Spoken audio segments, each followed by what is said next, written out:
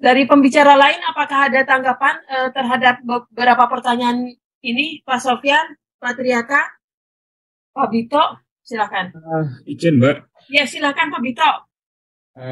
Baik Mbak Ria, yang kami hormati Profesor Jimli Asidiki, Pak Triaka dan Pak Sofyan. Assalamualaikum warahmatullahi wabarakatuh. Eh, saya ingin menanggapi pernyataan dari Pak Yusuf mengenai belum relevannya untuk merevisi Undang-Undang Desa. Jadi memang sebelum menyatakan untuk merevisi Kementerian Desa memang masih pada tahapan untuk mengkaji dan mengevaluasi. Terutama seperti tadi yang disampaikan oleh Profesor Jimli, itu terkait dengan status hukum masyarakat desa dan masyarakat hukum adat. Sejak ditetapkannya surat keputusan MK nomor 128 tahun 2015, dinyatakan di dalam pengaturan itu pemerintah desa merupakan bagian dari pemerintah kabupaten kota. Jadi ini memang mengubah secara mendasar bangunan yang awalnya masih memberi ruang bagi otonomi masyarakat desa maupun masyarakat hukum adat.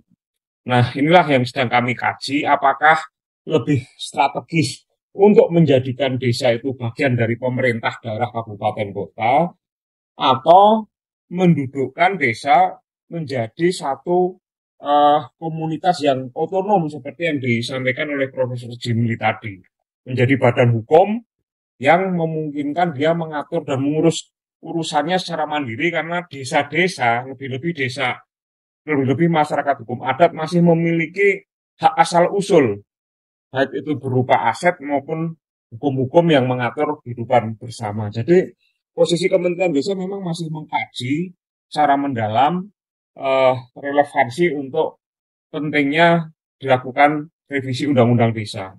Jadi proses pengkajian ini tentu masih cukup lama dan belum tentu sampai setelah pemilu sudah jadi. Jadi fase kami memang pada posisi mengkaji dulu. Nah, nanti kalau sudah kajiannya matang, tentu pengajuan keputusan revisi atau tidak revisi adalah keputusan Bapak Presiden untuk memutuskan. Saya kira itu tanggapan dari kami. Terima kasih. Jadi kalau saya takut pemilu ya, Pak Bito. Ya, jangan takut Pak. Kita Jangan tetap takut. ada kebutuhan yang lebih mendasar. Iya, Kan Prof.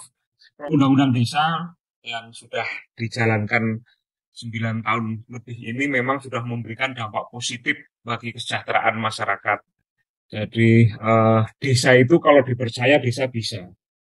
Dan ketika mereka mengelola dana desa dengan semangat kegotong royongannya yang kuat, mereka bisa membangun desanya secara mandiri. Namun demikian masih ada beberapa masalah yang muncul dan masalah itu tentu harus diselesaikan untuk perbaikan pelaksanaan Undang-Undang Desa ke depan. Dan salah satu upaya untuk memperbaiki dari masalah-masalah yang sudah ada adalah mengkaji kembali pengaturan yang ada di Undang-Undang Desa. Kementerian Desa pada posisi memang mengkaji dan mereview secara mendalam norma-norma hukum yang ada di Undang-Undang Desa itu untuk didudukkan dan dilihat apakah nanti pengaturannya itu sudah bisa memungkinkan pola-pola pembangunan yang berbasis data yang tadi dengan detail dijelaskan Pak Sofyan, yang memperkuat proses pendampingan dari pemerintah daerah, provinsi, pemerintah daerah kabupaten maupun dari kementerian lembaga, dan juga memperkuat posisi masyarakat, terutama sebagai kesatuan masyarakat hukum, baik kesatuan masyarakat hukum yang mengikuti hukum positif maupun kesatuan masyarakat hukum yang mengikuti hukum adat itu harus didudukkan dengan jelas. Norma pengaturan di Undang-Undang Desa mulai dari konsideran menimbang, konsideran mengingat, kemudian juga di asas-asas pengaturan dan juga di tujuan pengaturan Undang-Undang Desa sudah sangat mulia sebenarnya. Nah, tinggal ini menerjemahkannya ke dalam pasal-pasal itu apakah sudah konsisten atau belum. Lebih-lebih menindaklanjuti surat keputusan MK nomor 128 tahun 2015 yang dengan tegas menyatakan pemerintah desa bagian dari pemerintah kabupaten. Ini juga perlu ditinjau secara mendalam. Nah, untuk itu memang Kementerian Desa melakukan pengkajian terhadap Undang-Undang Desa, baik melalui riset, dan kami akan bekerja sama dengan perguruan tinggi, maupun dengan menyelenggarakan workshop untuk berdiskusi dengan para pakar, dengan para aktivis pembangunan desa, para aktivis pemberdaya desa, untuk mencari solusi bersama-sama. Jadi ini kita butuh duduk bersama, butuh diskusi bareng, agar menemukan bentuk ideal dari pengaturan desa itu seperti apa. Ini tentu butuh waktu dan kita minta dukungan dari semua pihak untuk bersama-sama kita memperbaiki pengaturan dari undang-undang desa itu sendiri. Saya kira itu Mbak dari kami dalam posisi Kementerian Desa. Jadi apa yang disampaikan Prof. Jimli, kita terus lanjut ini Prof.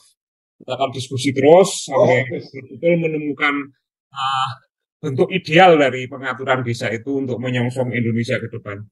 Terima kasih, saya kembalikan ke Mbak Lia.